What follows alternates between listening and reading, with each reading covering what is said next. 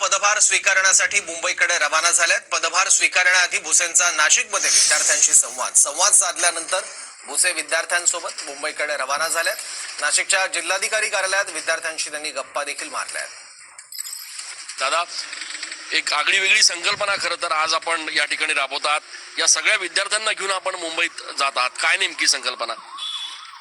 महाराष्ट्राचे लोकप्रिय उपमुख्यमंत्री महोदय माननीय नामदार एकनाथजी शिंदे साहेबांचा अतिशय जिव्हाळ्याचा विषय शालेय शिक्षण आणि माननीय मुख्यमंत्री महोदय देवेंद्रजी फडणवीस साहेबांनी त्याला अनुमोदन दिले आणि माझ्यासारख्या एका सामान्य कार्यकर्त्यावर आपल्या नाशिकवर शालेय शिक्षण या पवित्र पुण्याच्या कार्याची जबाबदारी त्यांनी त्या ठिकाणी दिलेली आहे।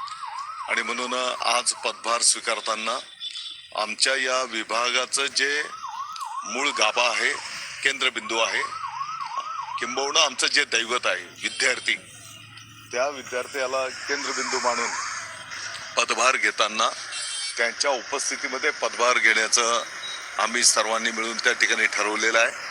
कॅमेरा पर्सन आकाश शेवलेसह मी चंदन पूजाधिकारी, TV9 मराठी।